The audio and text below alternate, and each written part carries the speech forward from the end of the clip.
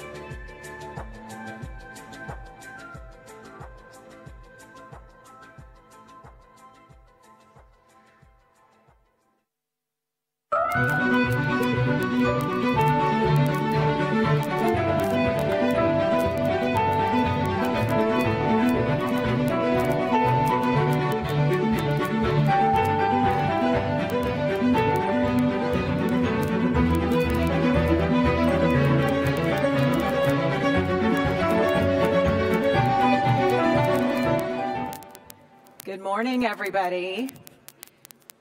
Distinguished guests, Your Excellencies, friends, colleagues, welcome to day 2 of the Doha Forum.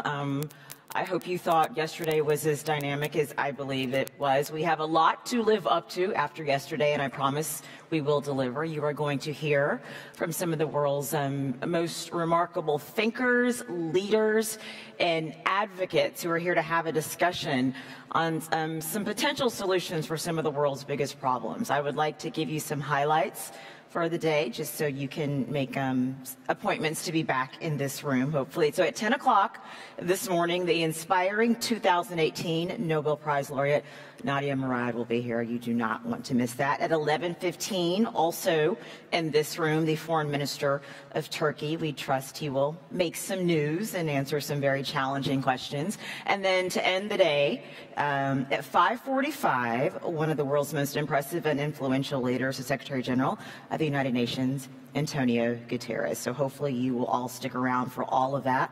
I'm going to invite the participants of the first panel to make their way to the stage now so that we can get started. In the meantime, I'm going to thank our sponsors. Of course, that would be Qatar Petroleum, Qatar National Bank, and our telecommunications sponsor, Ooredoo. So our first panelists, we are about, as you can see, the gentlemen now are making, nudge, nudge, are making their way to the stage. So to introduce the discussion, which will be on international prospects, for international trade and investment, CNN Business Emerging Markets Editor John Defterios, and he will introduce his panel. Gentlemen, take it away.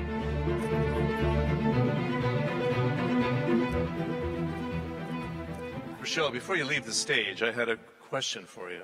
Where's that accent from? Texas. You're Texas? Yes. Good. Texas to Doha. That's a long trip. Thank you very much for the introduction, and good morning to everyone. I'm glad to see that everybody came up fast and early. Let me introduce the rest of our panelists first, and then I'll give a brief introduction to our debate for the next hour. This is a very important debate because it deals right at the heart of the subject of populism and the relationship to the multilateral trade organizations that we have around the world in free trade and the the lifeblood of free trade going forward. Let's give a warm welcome to His Excellency Ali bin Ahmed Al Kuwari. He's the Minister of Commerce and Industry for the state of Qatar, and prior to that, Chief Executive Officer of Qatar National Bank. And the one who organized this panel. We're greatly appreciative of you having us. Dr. Volker Tryers, Deputy Chief Executive Officer at the Association of German Chambers of Industry and Commerce, second in the center here. And someone I've had a chance to debate over the last couple of decades when it comes to trade, Dr. Stefan Gorelli, Professor Emeritus of the World Competitiveness at IMD and Professor at the University of Lausanne, shares his time between Geneva and Lausanne. So we have about 50 minutes just to manage expectations here. We're going to take questions for the last 10 minutes from the floor, and I think there's numbers with the microphones. We'll try to get a couple of microphones up and ready so we don't lose time. I would just ask during the period of the question and answer session that you keep it brief, identify yourself, and direct the question to one of those on the panel. Your Excellency, this is the site of the Doha Development Round and the agenda that followed to advance the World Trade Organization and the GATT round that finished, and something I had a chance to cover. It was a very critical window because at the time when they closed the GATT round and they launched the World Trade Organization, in the West, the biggest concern was that the United States would swamp Europe with its cultural exports, movies and music, and there was no concern at the time about opening up to China, India, Southeast Asia, and competition from Africa and Latin America, lower cost competition. It seems that people didn't think this through in the West. What were the implications of opening up in such a radical way?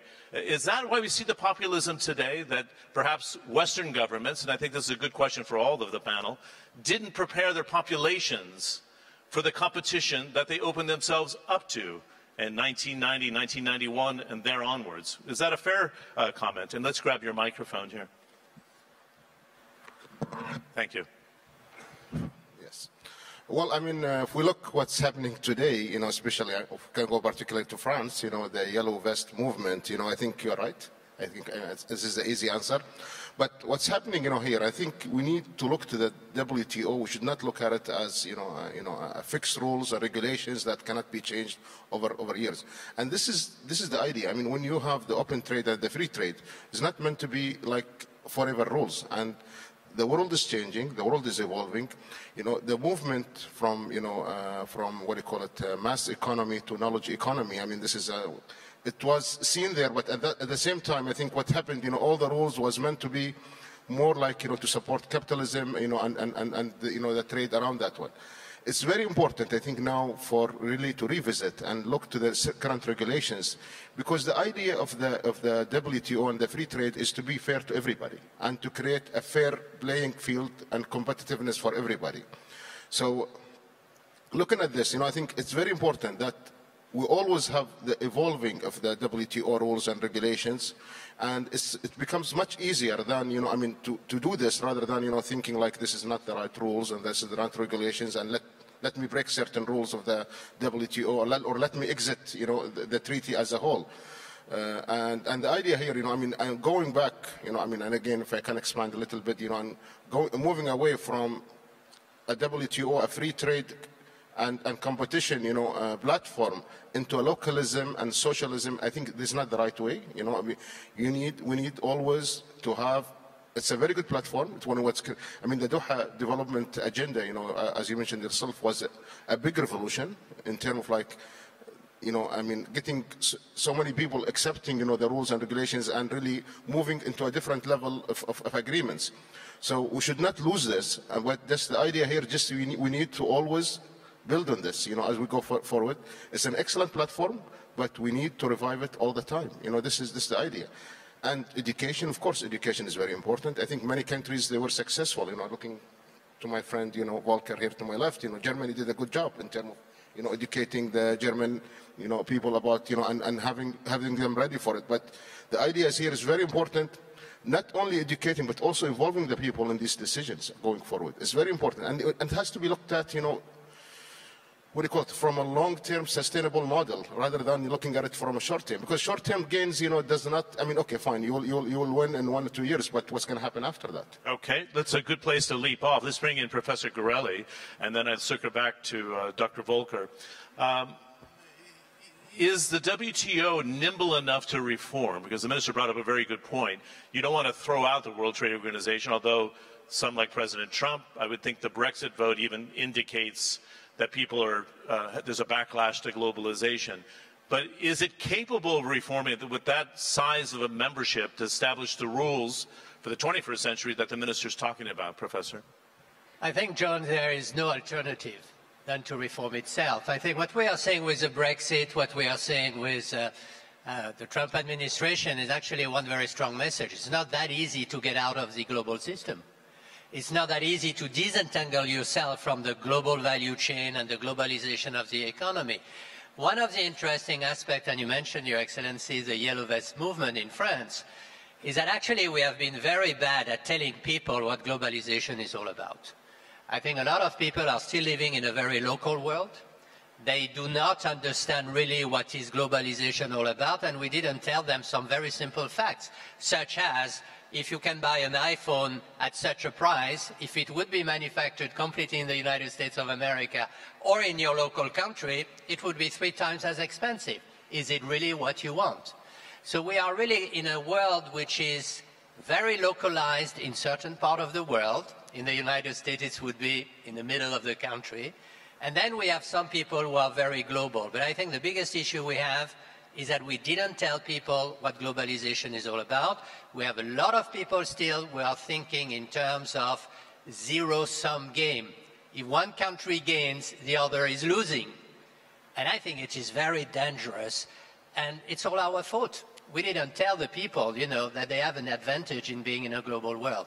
And this is what we are seeing with all these manifestations in France and elsewhere. Okay, let's take the German model, Dr. Trier, and the ability to have an apprenticeship program lived off and on in the UK over the last 30 years. And the number one complaint you hear is the Polish plumber, and now it's evolved to the Romanian immigrant that's working in construction, or the Bulgarian players.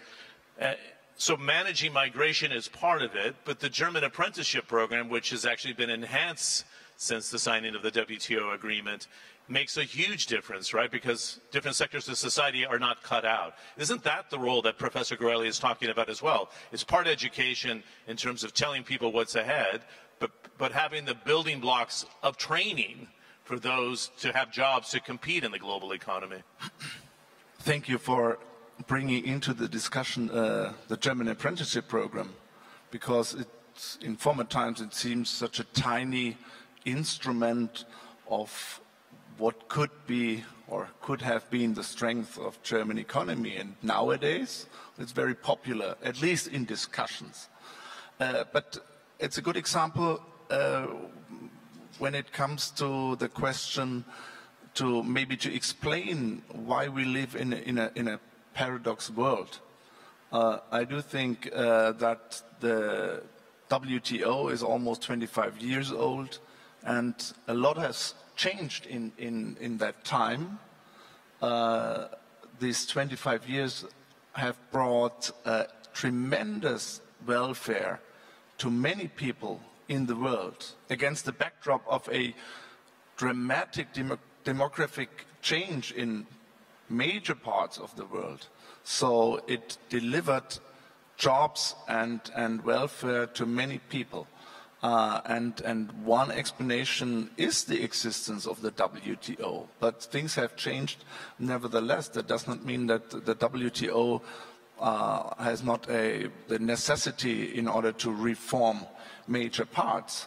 But what has happened, why do we live in a paradox world? I would say we should live in automation, digitalization, globalization. Instead, we live in a world, at least the year 2018, and expectedly also the next year in populism, nationalism, and protectionism. What we as internationally oriented economy are very much complaining about. So the WTO acts as a scapegoat for shortfalls which are the responsibility in order to overcome those shortfalls and shortcomings is in the national governments and not in multilateral organizations. The multilateral organization like the WTO is not responsible for implementing an apprenticeship program like what we have. Yeah? So why are people complaining in the USA, and what has led to what we are experiencing right now, these trade conflicts and the policy of Donald Trump? Let's face it. Let's bring this forward then. Is it education? Is this the missing piece of the puzzle? The reason I brought up the German apprenticeship program, because it's training for those who plan not to go for an advanced education. That's one explanation, or it could be one instrument in order to overcome this unease towards globalization. The Yellow Vests, they take another scapegoat. This is the European Union. Yeah? And the European Union is not the fault of European Union, which has led to some unease among major parts of the I'm going to population. challenge you on that a little bit, though, because the European Union decided to expand rapidly. And Professor Garelli, I'd love to get your thoughts, and then His Excellency the Minister to chime in as well, because there's a role for smaller states to protect globalism, right? This is a very important point, but let's bring it up in follow-up. Well, some would argue the European Union was tone deaf to its populism that was there. There was a real fear of expanding too fast to Eastern Europe, and it's a mistake to do so without the support of your citizens. That's a fair criticism, is it not? I don't believe so, because there are so many advantages and benefits of this Eastern enlargement of the European Union. And it's also in the national responsibility of EU member states in order to exploit the potential benefits of having the enlargement or not. So if you, in Germany, for instance, we carried out a reform package at 15 years ago. This was really painful. It's the so-called Agenda 2010. It was painful, but it paid off. And in combination with the Eastern enlargement, today, German business, I cannot think about without having in mind that we have established value chains with the plants in Central and Eastern Europe. Yeah?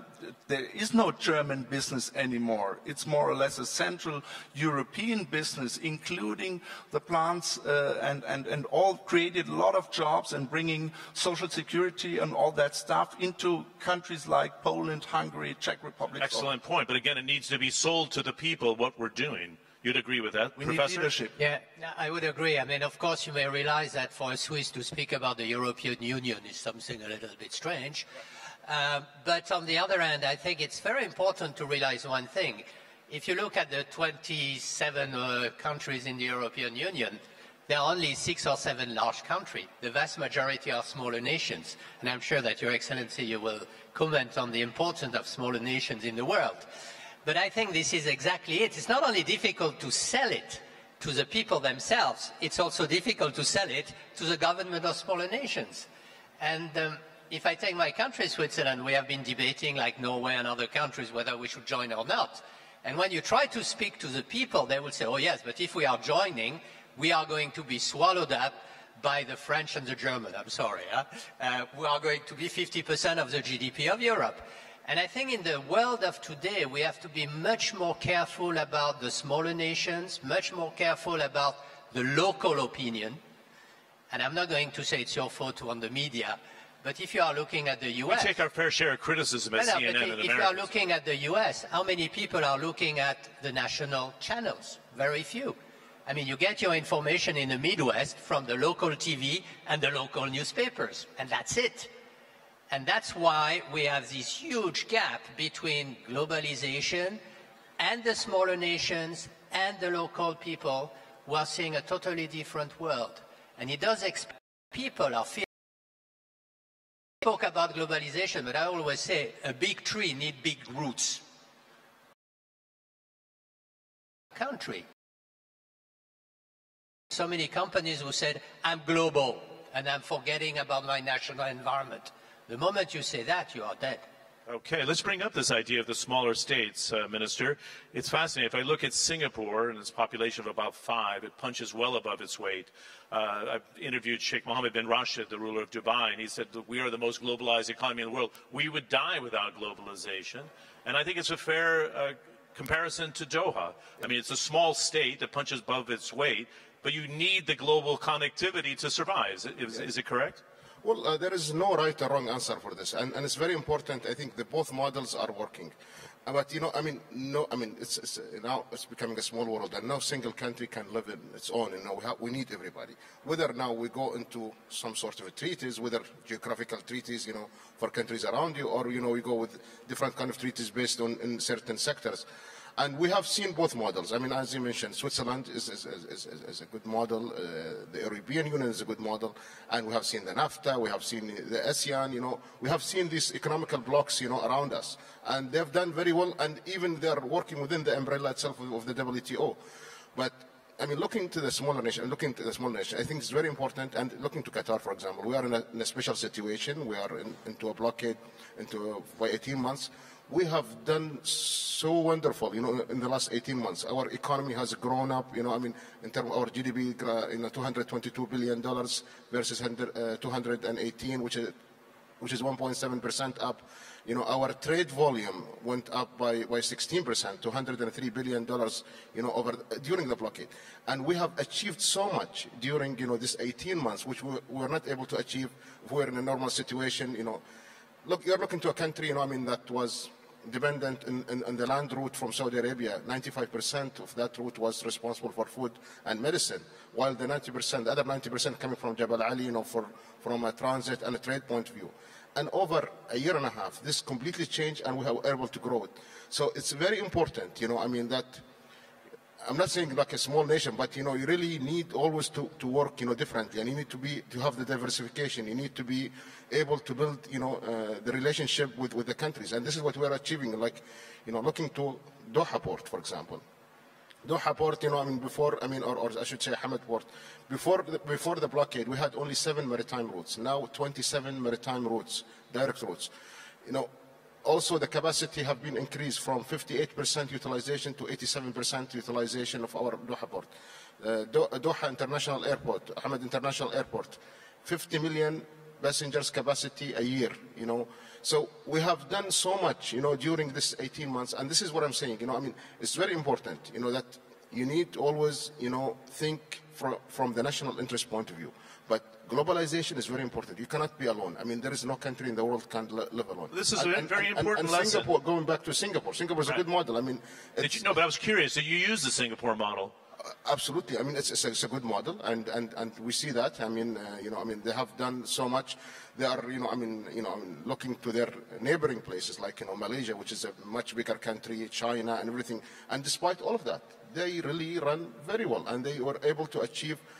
I think, and the idea behind it, not only but building the right relationship with the world, opening to the world, and in the same time also they need to think beyond, you know, I mean, the normal thinking, you know, for in terms of trade, and also building the routes and building themselves as a reliable and credible partner. It's very important, the reliability and credibility, you know, among these ones, because. I mean, you mentioned Dubai, but Dubai to me it's not a credible model. Looking to what happened during the blockade, do you think this is a credible model? It's not a credible model. You know, I mean, if I am an international... You wouldn't argue with the fact that Dubai is a very globalized economy. Globalized, and but its not trade credible. port, right? No, I'm not saying about the economic embargo, but its model is based on being global, correct? Yes. But if you need to be global, you need to be credible. You need to be a reliable partner. You need to be really trustful. You cannot break contracts, you know, just overnight and over day. And absolutely correct. This is the idea. I mean, great. The other thing, can I follow up, as I don't want to get stuck in the weeds of the embargo, but was it an interesting lesson for you that you created opportunity outside the GCC, and one would argue that Qatar was quite complacent having these relationships with the Gulf states, and this created an opportunity because of the globalized model, right? You could find new partners for Qatar. Absolutely, absolutely. And we have done a lot, we have achieved a lot, we have learned a lot, you know, during the blockade. Actually, what has been achieved in the 18 months would take us normally 20 or 30 years to achieve this. And this is not new, by the way, because this is part of our Qatar Vision 2030.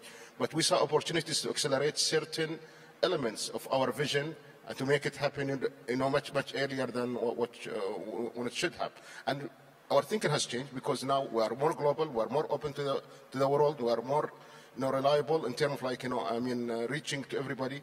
And this has been perceived, very good by the international community. So globalization is very important, and also, the national interest is very important. Both they have to work hand in hand. I think it's very important. You cannot have one over another.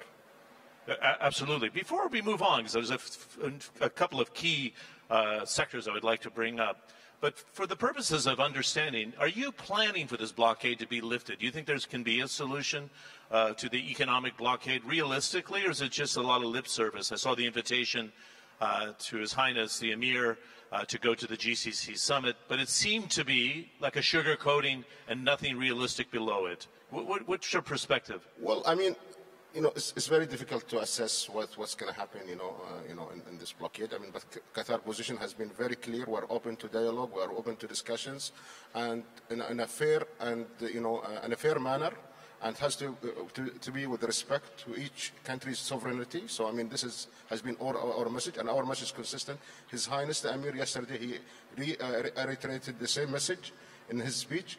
So we'll let this aside. But for us, we have come a long way, and really to a point where really, I would not say I don't care, but really, whether this blockade lifted tomorrow or day after tomorrow, a year later, 2 years later, 10 years later, we're okay, we're fine. Actually, we're better. You're more competitive, you think? Absolutely, absolutely. We have come a long way, and really, we have achieved a lot, and we'll be achieving much more as we continue. It's not I'm saying, the blockade, I like the blockade to continue. Of course, this is not, but if it continues, we're okay. Okay, Professor Gorelli, please. I think there is something in common. In general, the smaller nations are highly competitive globally, but they are not very powerful from a political point of view. And this is a problem of Dubai, of Singapore, of everybody, including my country, Switzerland. And I think sooner or later we will have to consider the possibility of making an alliance of the smaller nations. We start to see that happening in Europe now with the Baltic state, the Baltic alliance, with the Nordic countries. And when you look at the world, the smaller nations, if they want to be heard politically, sooner or later they will have to get together and make a kind of a group or an alliances of the smaller nations. I've never heard that before. It's a very interesting idea. I have been saying that for many years, but without any success, so don't worry. But I think that maybe, Your Excellency, you can think about a Doha Forum on the smaller nations, just because if we don't get together, we have no chance in face of the United States of America, China, or our friends of Germany, well, our friends. We have no chance. And the only way we can have our voice be heard is if we are getting together. It's actually a pretty good idea. Maybe it should be on the agenda for next year. Dr. Trier. Yeah, I absolutely agree. But just want to throw in that in Europe, there can be only one Switzerland. The Baltics are different. They are part of the European Union. Singapore has its position due to the fact that there is an enormous, what we call hinterland. Yeah? There are enormous other countries who are doing another job in the division of labor in order to produce global goods. And that shows us how interconnected we are. And there are certainly different positions of different countries in this position. Yeah? Look at the German car produced or sold in Germany to any country in the world consists, when it is sold from Germany, then it consists of 60% of added value coming from abroad. Most of the parts coming from Central Eastern European countries. Yeah? Due to the single market. That means globalization. And in the USA, for instance, the greatest net exporter of cars, when you compare the brands, is a German brand. It's BMW. So a German car coming from the United States being exported to the world is what you're saying? Being exported to the world and being exported to China.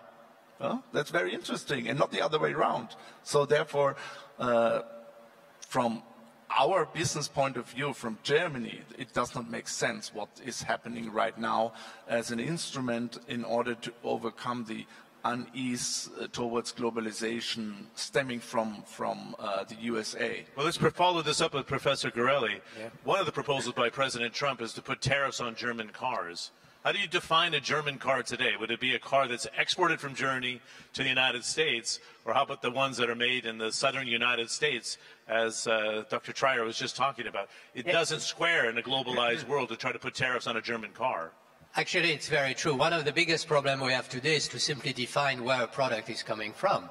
What is really the nationality of a product? I mean, you mentioned the German car. You could have said in Spartanburg, I think it's Tennessee or one of these places. South Carolina. South Carolina, I'm sorry, John. South Carolina, BMW is manufacturing cars there and exporting them from the US to China. Am I correct?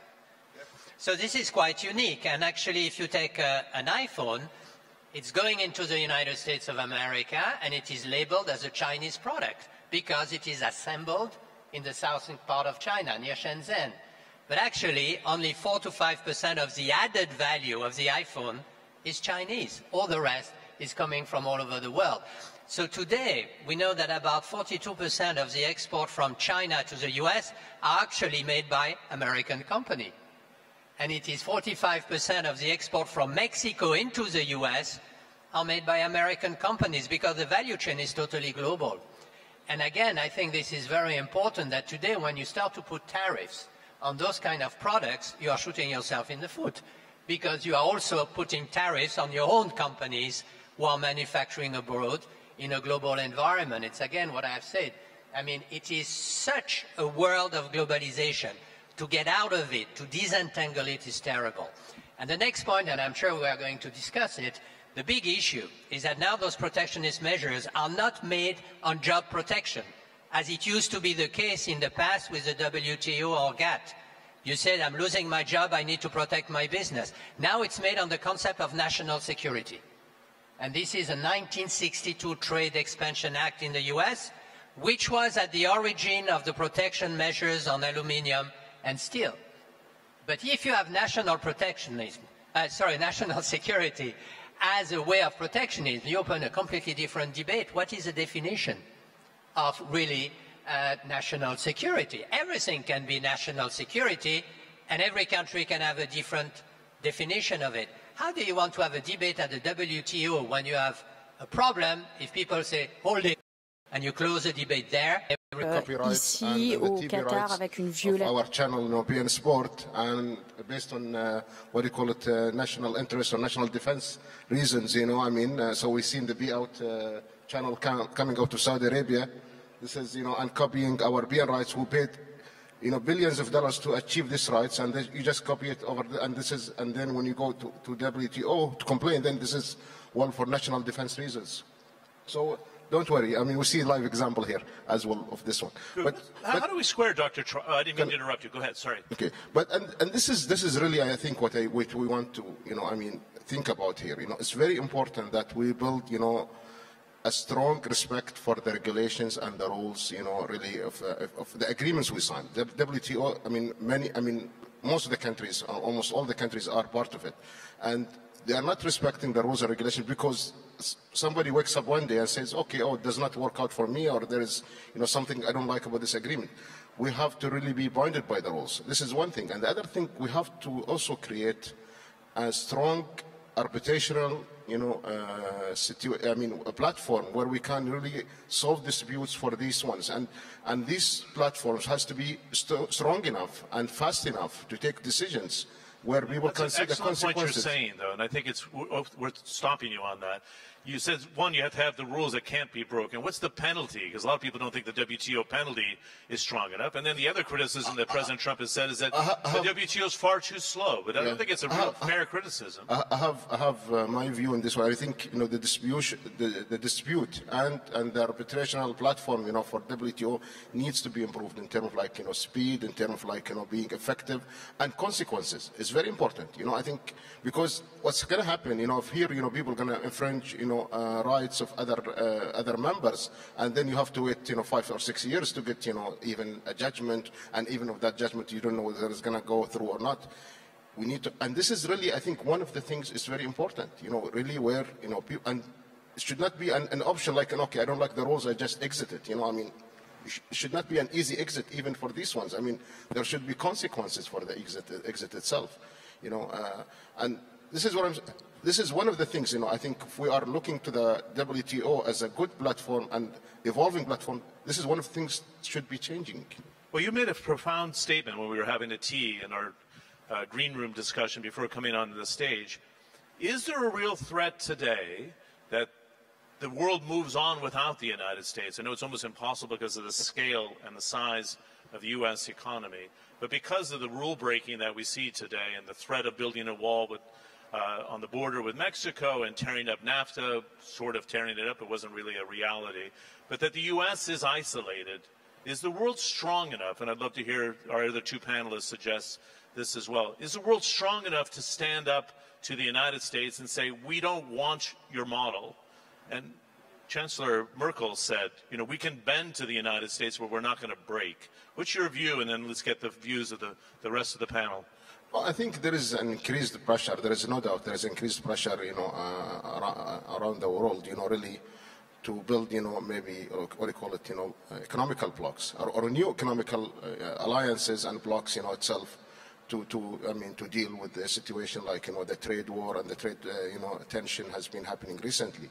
And this is the only thing I would think about, going forward, when you start breaking these blocks or interconnecting certain blocks and even having certain countries, even Russia itself, we've been talking about China, EU, and even Russia, Russia is an important economic bloc. It's one of the biggest producers of hydrocarbon in the world, and they have, strong manufacturing.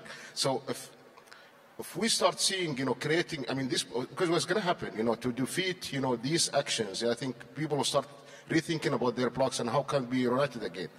The issue here, once this thing goes far away, it's going to be very difficult to come back. And this is, I think, one of the risks for countries like USA, I think should look at, because you don't want to be pushing people to start, creating economic blocks, even outside the traditional ones has been, existing here. So it's very important, as I said, globalization is extremely important for everybody, whether you are a small country or you are a big country or you are part of a bloc. It's very important because we are living under one roof at the end of the day. Great. Professor Gorelli and Dr. Trier, please.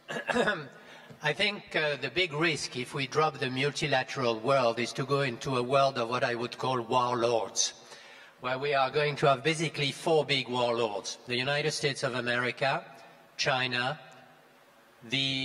Russia, of course, and Europe. And all these 4 big powers will have their own regional agreement with smaller nations around them, like the former NAFTA agreement with the US, like the Trans-Pacific program with China, like many other things in Europe, etc. And this is a big risk, that we have these 4 large blocs which are fighting with each other on the global world, and then they establish their own backyard agreements with many smaller nations. And I think this is a huge risk because, for the smaller nations, we are going to be crunched out of the system with this. But we are going into this direction. When President Trump is saying something that the others do not like, the only one who are being able to negotiate today is China, is Europe, and it's Russia, and nobody else. And we don't find any negotiation at the WTO or elsewhere. So I think this is a risk where we are going. Now, the only optimistic approach I could say that let's keep in mind, President Trump is going to be there for the next 2 or 6 years, but no more. So there will be maybe a world after him. And I think we should also keep this perspective that at a certain level of time, we may go back into this multilateral world. I would like to add one remark on the question of national defense reasons or national security. I do think it's legitimate to say to protect some parts of your economy in order to protect national defense objectives. And we have to work on the issue of national security in digital times even more scrutinized than we did before. In a digital world, we have to talk about critical infrastructure and the question how to work with it in order that your own country, that your own society, that your own economic union is not dependent maybe on another major player in the world. Keyword is reciprocity. But so we have to work on that also on a WTO level. And this is very important, yeah. And that does not legitimize the nowadays broader definition of the USA to say that providing the USA with steel from many parts of the world, or even with cars, that we are threatening the national security.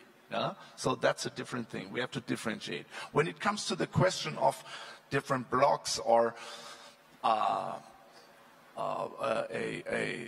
more and more separated world, maybe, I start from the angle of the German businesses. Our approach is a as well as approach. We are in many countries in the world, we are only dependent of 9% when it comes to our export destination countries, 9% to the USA. This is our largest export market. 9%. 9%. 9%, not more, not less. Maybe a bit less, even less. Yeah, then we have France. In former times we had the UK. They rank now 5. They have been 3, but this is due to the Brexit. That's another issue. And we have good experience doing trade and changing things in the direction what we have liked. Yeah, look at the example of the Soviet Union. There was a change by trade.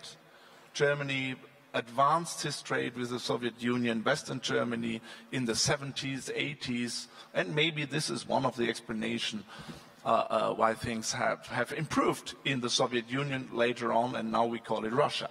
So, and I'm not convinced that Russia is really a warlord when it comes to trade policy. I do think we have now 3 major players, and one is the US, the other is China, and this is maybe the most important one, and the third is the European Union, but we are not really unified in that. But from our perspective, we are now forced more and more, due to the pressure of the USA, to say an either or. Either with us or with China. Either with us or with Iran and the nuclear deal. Either with us or with Russia. There are sanctions coming from the USA against Russia when it comes to the project of Nord Stream 2, which is for gas providing project for Europe and for Germany. So we are complaining about that, but we are working on that, and so I support your view when it comes to the question that we get more and more divided into different trade warlords. Yeah, okay, I have my doubts. Just a second, Stefan, I'm going to have you finish your comments. Can we bring the lights up and then get the hands up so we can get the numbers? We have hands here and here. Please, just move quickly. We have somebody in the second row. Yeah, there. Please. And then let's get a second microphone to the person in the third row with his hands up with number 4. Let's get the microphones in their hands so we can do it quickly. Stefan. A very small, short comment, because Your Excellency will certainly comment on that. Sorry, also. We are all concentrating on tariffs problem, but the real issue for business is access to markets. That's a real issue. And I think we are sometimes missing up the point. I mean, tariffs are relatively low worldwide. And that was the achievement of the GATT and the World Trade Organization and the various rounds. Today, the real issue, if you look at China, if you look at the rest, is really access to markets. And I think, Your Excellency, you have done a lot of things here. Yes, I think this is very important. You know, I mean, the idea here is how it has changed. Actually, the GATT, even the name, it included tariffs, inside the name of the GATT itself. But now what's happening, here, really, what do you call it, encouraging access to the market. And I think the competition between economies there is how to make it easy for, foreign companies to access the market. And actually, ourselves here in Qatar, we have come again a long way, in terms of that one. We just recently we have, we're going to be passing, a law that will allow 100% foreign ownership of companies here. We're building the duty-free zone, itself, and this is going to be 35 million square meters of land available for, free investment and free trade of, free movement of commodities, even whether, for building, a local manufacturer, or we want to export or re-export itself. Also, we're also we're changing, the laws in Qatar, around the Qatar Financial Center. We're kind of allowing more companies. We have actually achieved 66% increase of companies registering in Qatar Financial Center itself. Excuse me, 66%. How long of a period? Over 1 year. In 1 year. This is during the blockade. Wow. Itself. So in terms of the foreign ownership, and in terms of encouraging companies here, we want to really position Qatar as a major trading hub, for many companies, whether to do business in Qatar itself or to do it with other countries as well out of Qatar. So the idea here is really to encourage them, not only from a tariffs point of view, but really from an ease of business doing here. Qatar has opened 80 visa systems, 80 countries that can come to Qatar without visa. This is what Qatar number 8 in the world in terms of easy entry, based on United Nations, statistics, based on World Economic Forum Global Competitiveness, report for 2018. Qatar ranked number 1 in terms of low inflation rate, number 6 in terms of ease of paying taxes, number 8 in terms of availability of venture capital, and number 9 in terms of SME financing. Great. Okay, let's take the questions from the floor. Number 2, and then we had one over here in 4. Number 2, please. If you can stand up, the microphones will work. Just identify yourself and one person on the panel. No, for the whole panelists. So thanks for the panelists who are expressing the point of view of rich. We are the poor have other point of view about international trade and FDI. Unfair, unjust, unbalanced, controlled by multinationals, which are belonging to the rich. So FDI and pricing is going in favor of them. By the way, the commodities items of rich is soaring high, while the commodities and items of poor is going down, decreasing. I give example. OPEC exporting 32 million barrels a day. They can't export the derivatives because this is, the advanced countries located refineries there. So they are deprived of the added value, which I say there are illegal trade, drugs, prostitution, human trafficking, and we can do the arms trade. So we have to put in consideration about this. It's enough. I think he's looking to me, John, so I don't like to take it. There is a lot to say. I know. I didn't get a question out of that, though. What was the question? The question, how can we make the trade an FDI? FDI, this is the foreign direct investment. They didn't speak about investment, which is directed to the rich countries. How can we make this in favor of the poor like us? Okay, very good. Professor Gorelli, I think it's a good one for you. Why me?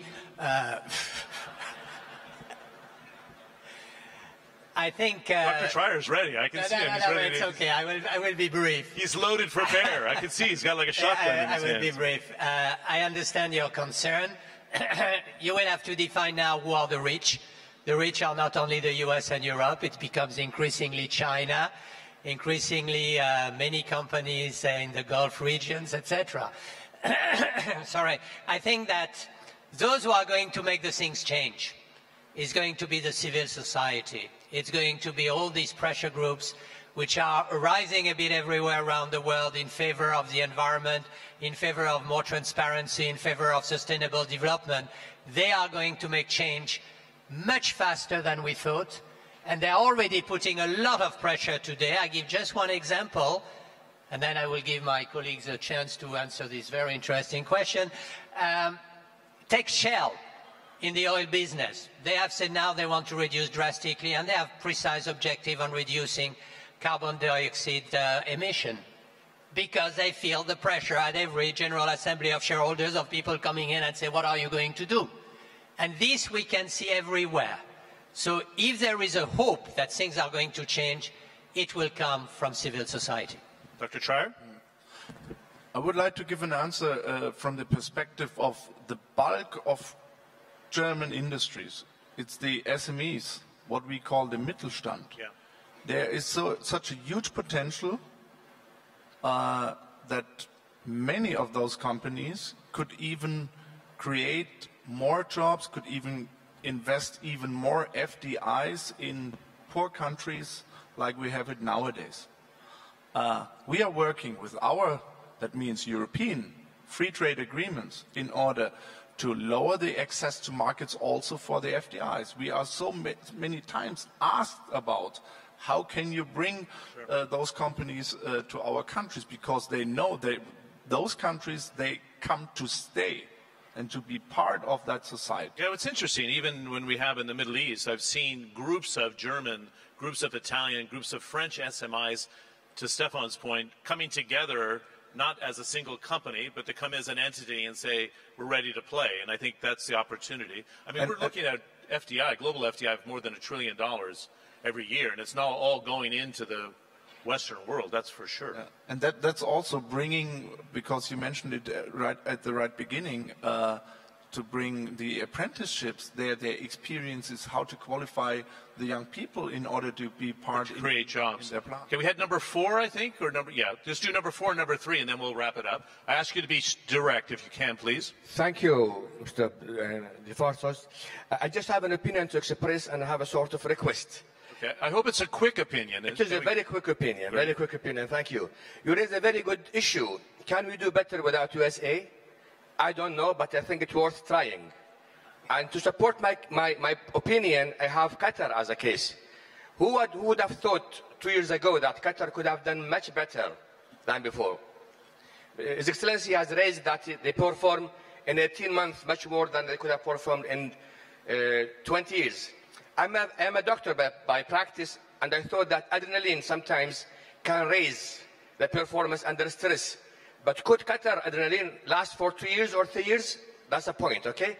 So I would like really to think, to request His Excellency to give us the chance to look into could countries perform much better when they feel, I'm sorry to say, to use this word, when they feel that they are under threat or even under stress.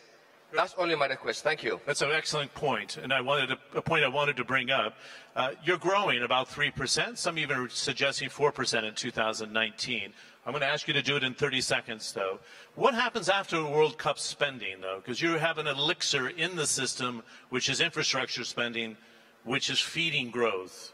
You know, post-2022, you'll have a challenge. Is it correct? Well,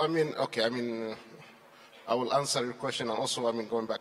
I think the issue, first of all, performing under stress or under pressure, I think the stress and the pressure is over now. And we are now in the growth mode, we're in the thinking of what we do next, So, we have gone and we have proven our resilience in terms of dealing, with the pressure and the stress we had, in the early days of the blockade, and how we can see the opportunities. So we see the opportunities, and can tell you, in terms of we have the 2030 vision, which is the most important things for us in terms of diversification and moving away from hydrocarbon-based economy to knowledge-based economy. To me, this is the most important, and this is the longer journey for Qatar, investing in health, education, sport, and opening up the country, for tourism, for businesses, for trade, for manufacturing. This is the longer-term journey, and this is not coming only from blockade. This is already there.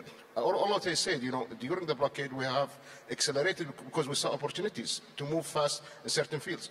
Don't forget also the other, there is a huge investment coming in the area of Qatar because we're upgrading our NGL, exportation and production by 40%, reaching 110 million tons per annum. this is itself going to require a huge investment, and this is going to happen over 6 to 7 years from today. So we have many, I mean, what do you call it, journeys, and looking, I mean, NGL is the future of the world in terms of like, you know. Yes. Thomas number 4 to make a comment. Do we have a microphone there or not for the gentleman? You have to move very quickly. I thought his hands would have the mic. And then we'll wrap it up now. Yeah, thank you. Please. Thank you. Thank you so much.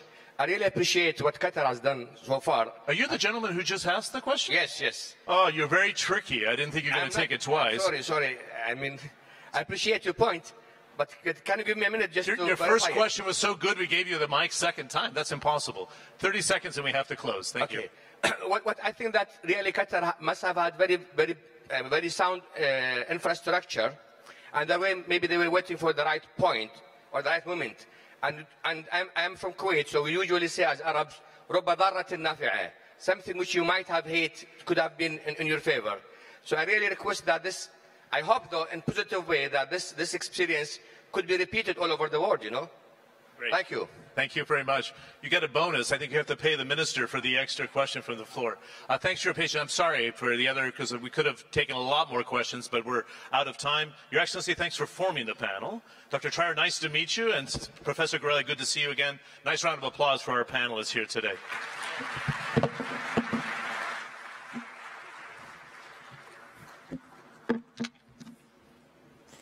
Gentlemen, thank you for a lively and enlightening discussion. Thank you to the audience as well for challenging questions. So this next session, which you do not want to miss, is going to be entirely in Arabic.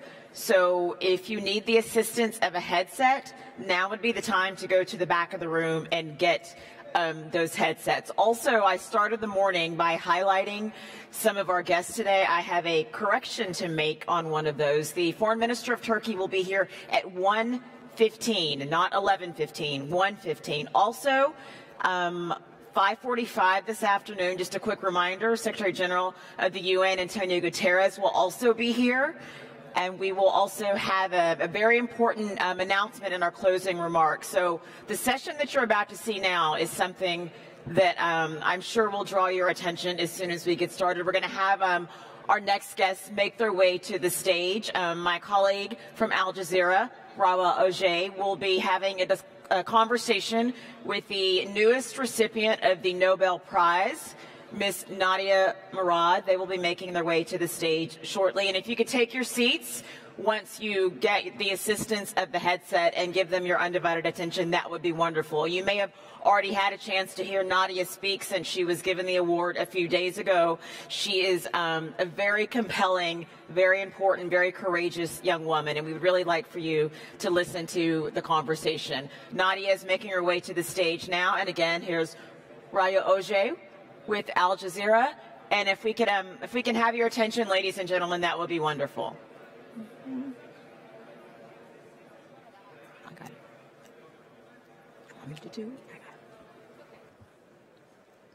So we're about to start the discussion.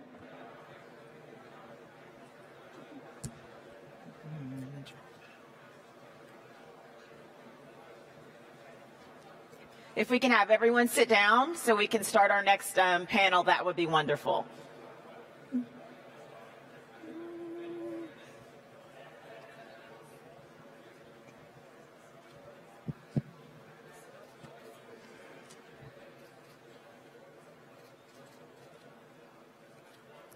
Thank you.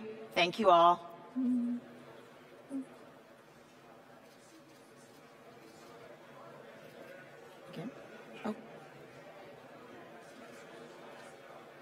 Ladies and gentlemen, hello, thank you. Thank you, Rachel. سيداتي الكرام، لا أريد أن أكون وقحة، ولكن الوقت ينتهي والسلامات لا تنتهي. إذا تكرمتم وجلستم كي نبدأ الجلسة النقاشية مع نادية مراد وكي نحاول الالتزام بتوقيت الجدول اليوم. ممكن تتفضلوا؟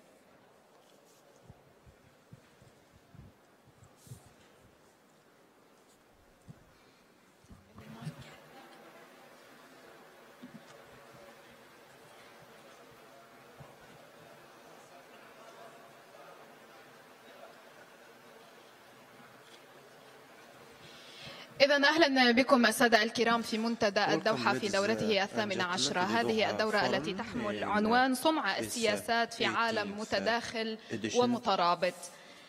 اليوم ضيفتي نادية مراد. نادية مراد لمن لا يعرفها قد تكونوا سمعتم عنها هذا الأسبوع، ولكن قصتها بدأت قبل 4 أعوام تحديدا. نادية كانت في قريتها، كانت في المدرسة، كانت تحلم أن تتخرج من الثانوية، كانت أحلامها بسيطة جدا، ودخل مسلحو تنظيم الدولة أو داعش أبادوا المئات أمام أعينها وخطفوها مع الآلاف من الأطفال والفتيات والنساء. نادية كانت واحدة من سبايا داعش. أذكر حينها أننا جميعا صدمنا من فكرة أننا في العام 2014 ما زلنا نسمع بمصطلح سبية، أن النساء يؤخذن سبايا، أن أطفال يؤخذن للاستغلال للاستعباد. نجحت نادية في الهرب واختارت أن لا تسكت، أن تتحدث ليس عن نفسها، ليس عن تجربتها، ليس عن معاناتها، لكن لتتحدث عن آلاف نسيهم العالم لم ينجحوا في الهرب مثلها ولا نعرف مصيرهم. لكن بفضل شجاعة نادية نعرف على الأقل ما يعانون منه اليوم. نادية الآن هي ليست ضحية، هي ناشطة لحقوق اليزيديين، لضحايا الاعتداء الجنسي كأداة حرب. نادية حازت هذا الأسبوع على جائزة نوبل للسلام مع الطبيب الكونغولي دينيس ماكويغي لجهودهما لوقف استخدام العنف الجنسي سلاحا في الحروب والصراعات المسلحة. هي أيضا سفيرة النوايا الحسنة لكرامة الناجين من الإتجار بالبشر. مجرد هذه الجوائز والألقاب التي تحملها نادية اليوم تؤكد لنا إلى أي عالم، إلى أي مدى نحن في عالم مترابط حتى في العنف الذي يمارس على الأشخاص. نادية أنت اليوم عدت من العراق، من زيارة إلى العراق. لمن قدمت جائزة نوبل للسلام؟ Who did you present the Nobel? Thank you. At the outset, I would like to say that I am glad to be amongst you here at the Doha Forum in its 18th edition. 3 years ago, I was at the Security Council and I briefed the Security Council, and since then we shed light on the crimes of ISIS against the Yazidis, the children and women of the Yazidis. Last week, I received the Nobel Prize and I went to Iraq later on to Kurdistan, and I met the government officials of the Kurdistan regional government, and I provided 2 copies, one for the Kurdish parliament and another for the Iraqi parliament, and a third for Sinjar as well. When you went to Sinjar, how did it look like? The situation in Sinjar is very difficult. On a par with Tel Afar, Anbar and Mosul, those places where Christians and Muslims coexisted. People returned to some areas. However, in Sinjar, the situation is very difficult. Before 2014, 400,000 Yazidis lived in Sinjar. However, today we have only 65,000 of returnees, especially in the southern parts of Sinjar. The southern parts of Sinjar was controlled by ISIS for 3 years. It is totally destroyed. Dozens and scores of villages are still like ghost villages. There is still political tension. The day before yesterday, hours before I came to Sinjar, the Turkish airplane bombarded Sinjar because of the presence of the PKK. And as a matter of fact, in Sinjar there are still groups, and the Yazidis, post-Daesh, post-ISIS, have become scapegoats, have become the victims of the this strife.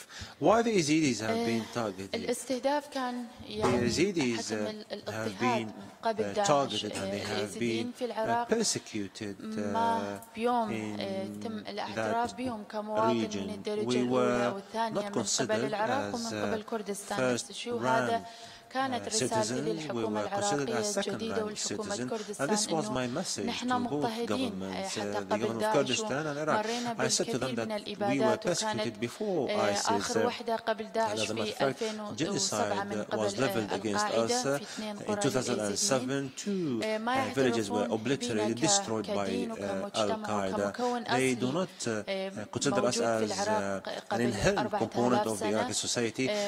We were there داعش 4,000 من دخل على years سنجار ago. الكثير من Daesh, القرى ISIS, when اللي it came to Sinjar, احنا a جيران number معاهم of انضموا neighboring وساعدوا لداعش villages وقالوا عنا بأننا كفار supported ومن أهل ISIS, الكتاب and they said وجودنا that we are عار على infidels, العرب we are not وإنه scripturists, نكون بيناتهم and هذا your presence, they said to us, is a stain كافر ودين ما لازم on نكون our societies, and بيناتهم. our وهذا religion كان ought هدف not to be داعش present in بمحو اليزيديين in Iraq. And this was the ويعرفون إنه aim نحن of مجتمع the Yazidis. يعني They عددنا بالعالم want كلها to تقريبا commit نصف genocide مليون against إنسان. us. الأغلبية The total في number of the العراق Yazidis is to the وأرضنا في tune of العراق في 500,000. Most of us وهدفهم إنه يعرفون lived إنه in نحن Iraq, in مجتمع Sinjar, محافظ مسالم. and we indeed فسبوا are النساء peaceful, والأطفال we are لأن conservative, الكرامة عندنا but they كرامتنا made our أول women يعني concubines. أول شيء بالنسبة As a لنا matter of fact, وسبوا أكثر our من dignity is on top of our priorities. 6,500 women ولليوم عندنا were أكثر abducted, من were made 3200 concubines, وحدة من النساء and there are والأطفال في داعش. ما نعرف 3,200 مصيرهم women in the hands of Daesh up to this moment, and we don't know whether they are alive or dead. Children and women were abducted, and they were distributed to the fighters of Daesh, to the fighters who came from all across the world. And Daesh and ISIS did not do so overtly. They had videos and they sold the concubines, the Yazidis concubines, and they used us as a weapon and tactics of war. 3,200 women and youngsters, you said, in the hands of ISIS. What are the information that you had received about them and any efforts to save them? As a matter of fact, unfortunately, 4 years ago, up to this moment, there was no initiative to salvage or to save these women, not on the hand of the Iraqi government or on the hand of the international community. 3,000 escaped and some were sold by ISIS. When ISIS is on the run, they would call the family of the youngster and they would ask for a ransom.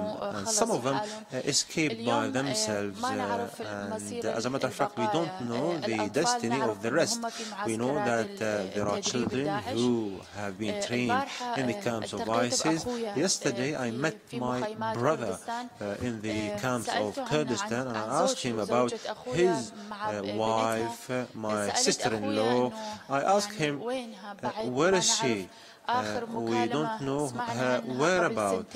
The last call was saying that she was in Syria 2 years ago, and thousands other women, we don't know where thereabouts. We do understand after liberating the Iraq from ISIS, we do still have children and women in ISIS' hands. Some of them were sold, families, children of 2 years of age, 1 year of age. However, there are no attempts to look for them. You said that the ISIS attempt to make women concubines is to perhaps kind of affect your dignities negatively.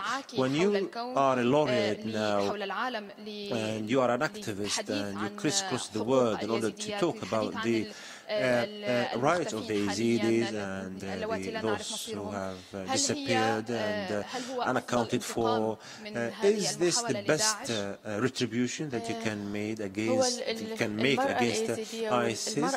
Yes, Iraqi women and Yazidis and Arab women, they keep mum when it comes to sexual harassment, sexual assault. It is a taboo in our culture. And because it was a taboo, it was difficult for me to talk about it. However, I always say to myself that terrorism and other problems cannot be obliterated or combated through violence. You can do so through your voice, through your message, albeit it was shameful, and no Yazidi woman in the past or Iraqi woman talked about rape in the past. However, I kind of dispensed with such taboos, and I talked about ISIS and rape, because ISIS thought that those who are raped won't be on the right path again, and because of the pain they would kind of lose their dignity. But no, I was strong, and I talked about this rape, and I talked about the minorities in Syria and Iraq, and I want my dignity to be emphasized through justice. We want to see ISIS and the perpetrators brought to justice one day, and this is what we are with Amal Clooney, the international lawyer, we are working upon, and with the UK government, with the UN as well, so that ISIS and the perpetrators will be brought to justice soon. Amongst the 3,200 Yazidi woman, if one of them was listening to you now and fears to go back to her family because of the shame that you've talked about and the stigma, what can you say to her? I can say to her that today the Yazidi woman has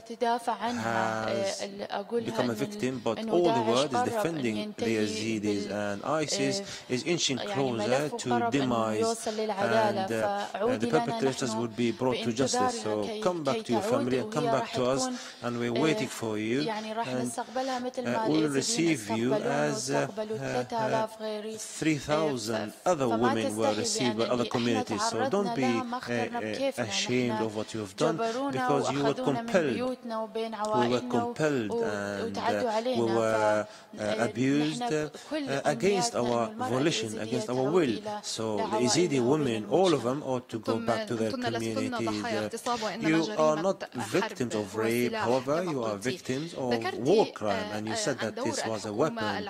You have talked about the role of the Iraqi government before 2014 in terms of treating you as a second-ranked citizen or the third-ranked citizen.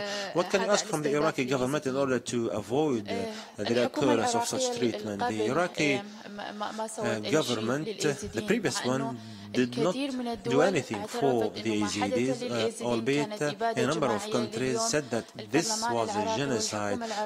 Today, the Parliament of Kurdistan and the Parliament of the Iraqi government did not admit of such genocide. I requested from them to have such confession in order for such genocide not to reoccur again.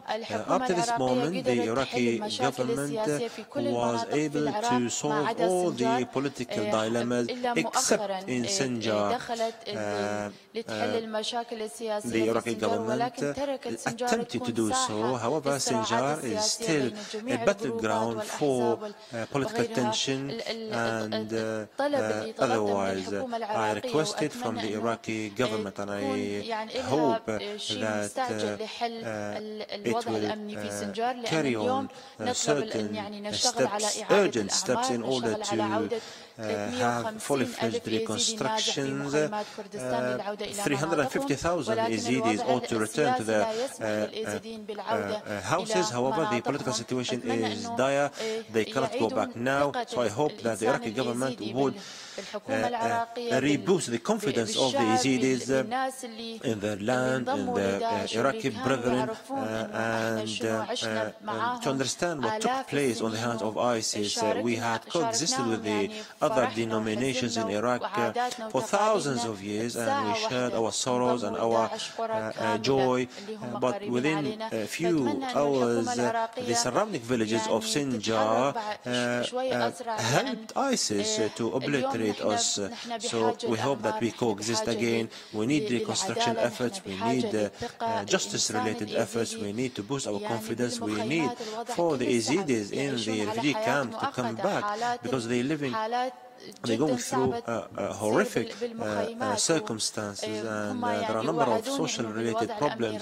And I was promised that the government would put into place a political solution. In your speech to receive the Nobel Peace Prize, you spoke about going to Germany and the necessity of providing a safe refuge for the victims, at least until justice prevails. If you wanted to speak about the status of a refugee and the victims in general, do you think that there are sufficient and enough endeavors and initiatives to help the victims in the world? There have been initiatives that were very good for the victims. The first initiative was taken by Baden-Württemberg from Germany. Myself and my sister were part of this program of 1,000 survivors for treatment. We were given a safe refuge, and had I stayed to convey my message in Germany, I was treated, I was able to convey my message to the world. The initiative that followed was an initiative by the government of Canada, which has hosted 250 victims, and from Qatar I'll go to Paris in order to welcome 20 Yazidi women with their children, thanks to an initiative launched recently by President Macron to host 100 victims and their families, female victims, female survivors. I think all the victims request or need a safe refuge until justice prevails for them. Today we cannot force a Yazidi victim to go back to Sinjar while they haven't yet seen any justice prevailing in their cases.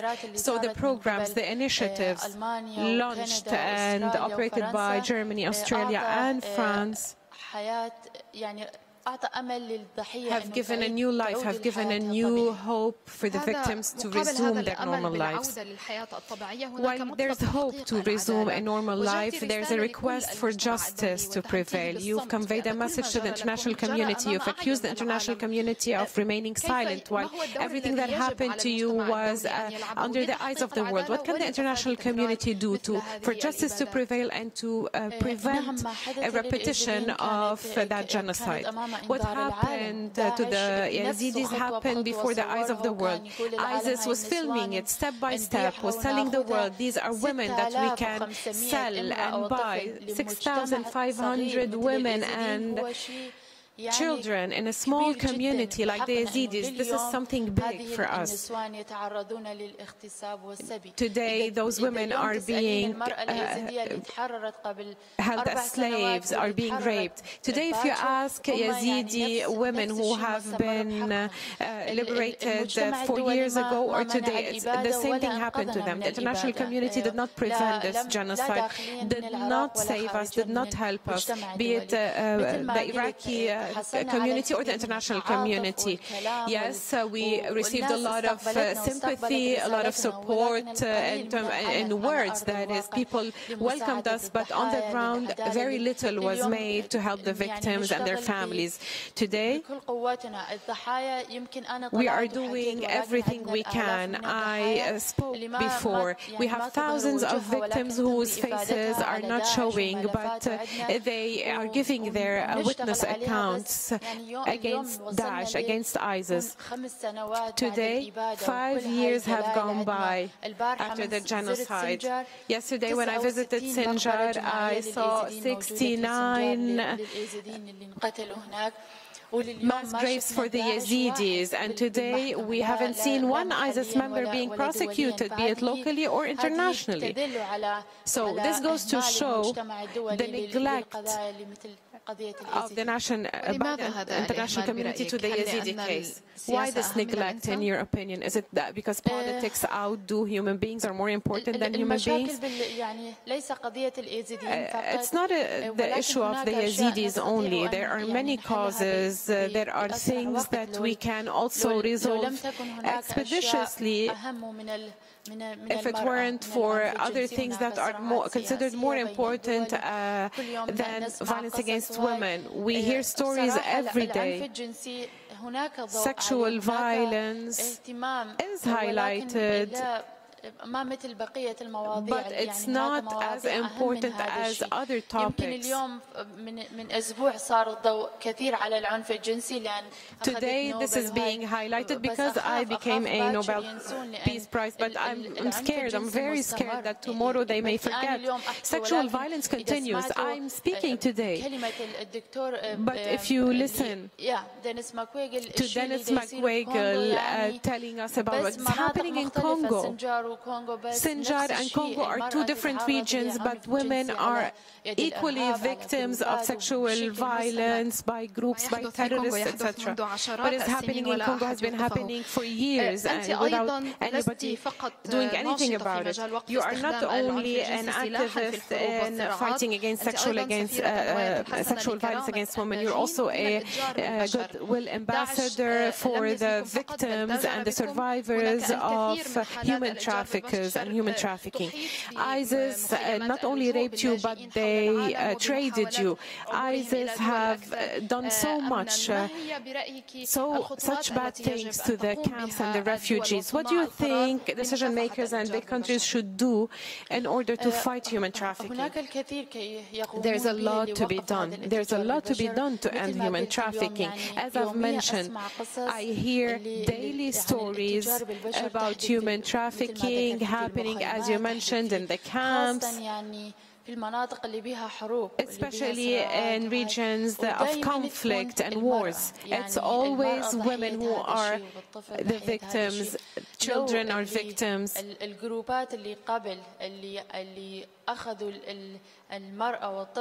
Had the groups, the perpetrators before, who used women and children as tools of war, as weapons of war, had they been prosecuted, had justice prevailed, this wouldn't have happened. If the international community doesn't make justice prevail for the Yazidis and other minorities, this is going to happen again. So the international community should put more focus on this matter. If we do not see justice prevail, this is going to happen again. They're saying ISIS is done in Iraq. Maybe ISIS is not fighting on the ground in Iraq, but the mentality is there, the thinking is there, the extremist and radical thinking is there. A lot of radicals and extremists still consider women as meaningless, as just a tool, as just a weapon of war, as a commodity to be purchased and sold. My visit to Egypt twice, my visit to Kuwait, my visit to the UAE, we always said that in the Middle East, the mentality and the thinking of ISIS uses religion to justify these crimes, specifically women's slavery. Women as war slaves. I think the Arab countries have to take more initiatives to fight this extremism. There are a lot of people who left their countries and joined ISIS. A lot of them were our neighbors in the neighboring villages. Because of their mentality, because of their thinking, they embraced this thinking. I hope that the Arab countries focus more on fighting this mentality, this approach. A lot of religious men are promoting this extremism. If there is no justice, this is going to happen again and very soon. What role does education play in empowering children and women and protecting them from this extremist thinking, from this radicalism, which violates their rights? Education is one of the key factors to change people's mentality. Why did they kidnap children when they killed men? Why did ISIS kill men and enslave Yazidi children? Because they knew that they could raise them to become extremists and terrorists, including my nephew, who is still in Syria and who is fighting with Daesh, with ISIS. Education is the key factor to be able to control this extremist terrorist thinking. Had education in Iraq taught children of all religious belongings that we are not infidels, even if we do not follow one specific religious book, we as Yazidis, we wouldn't have been victims of genocide by our neighbors. If you had your nephew before you, how would you teach him again the principles of coexistence and tolerance? We tried to communicate with my nephew, with him, more than 1,000 children initiative. He said that this is the right path and you are infidels. He was 11 years old and he was married to an ISIS bride, and he now thinks that this is the right path. I'm not going back to you. If I reach you, I'm going to kill you. The Yazidi children who survived and left Syria are in camps, and they still have these ideas, and they require psychological programs and treatment so that they go back to the education system to embrace normal ideas again, to be taught tolerance instead of hatred and extremism that they now have in their minds because of Daesh. You are 24 or 25 years of age. You're very young to carry all the causes of the world. You had very simple dreams just 4 years ago. What are your dreams today? الكثير يعني يرون أن الحاصلة على جائزة نوبل وبلكي I'm a Nobel laureate, and the people might think that my dreams would explode. No, I came back to Sinjar and I dream of coming back to Sinjar, to go back to my village, to lead a village-related life. And I hope that, as a matter of fact, the international community would help the Yazidis to come back to their villages, to live with dignity, to live peacefully, and to plant our plots of land, and to breed our cattle, and to live with the Kurds, with the Christians, with the Muslims, coexist with all the surrounding villages. And I wanted actually to have a makeup salon in the village. This was my dream before. I hope that I would have a beauty salon in Sinjar, and as a matter of fact, I hope that sexual violence and human trafficking would be dispensed with, and I hope that as a matter of fact, I would help women with putting makeup on rather than talking about such issues.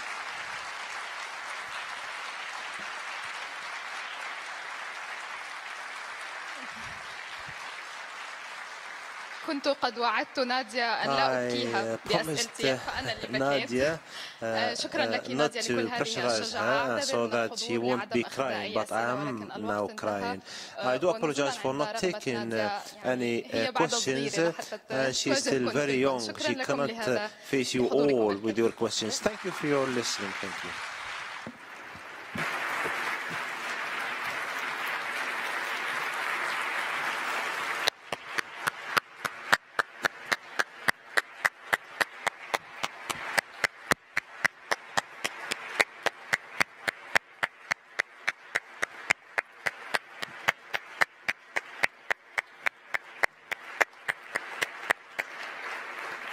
Shukran, Nadia and Rawa. Thank you very, very much. And if I can just have just a few minutes to briefly walk you through the rest of the day, and then you'll be free for a little bit. In about 10 minutes, it'll be time for the 4 concurrent parallel sessions to begin. So we're going to put up on the screen, there we go, where you can find them and what the topics are. Struggling for Justice, Palestine, Syria, and Yemen in Salwa 1 and Salwa 2. Water sustainability and food security, addressing the crisis in waiting. Salwa 3, Asian connectivity conundrums from trade routes to trade strategy in Al Rayan, Russia's evolving global role. So then you will have those sessions in about 10 minutes, and then after that there is lunch in the networking area, and then there's a couple of options as well after lunch. So there is a book launch on the Gulf crisis that is going to be in the Al Rayan room. And then remember I told you yesterday about those portals, those kind of tanks, if you will. There are going to be 3 discussions today, opportunities for you to talk to young people all the way around the globe. So ending at 11 o'clock, you'll be able to talk to young people in Iraq. From 11:30 to 1:30, young people in Afghanistan, and from 3 to 5, young people in Gaza. That is just beyond the area where you are having lunch. And then we will all come back here at 1:15 to have, I'm sure, which will be an enlightening discussion with the Foreign Minister of Turkey. So we'll see you back here at 1:15, and then don't forget, at the end of the day, we'll have a discussion with UN Secretary General Antonio Guterres. Thank you all for your time, and your sessions will begin in about 10 minutes.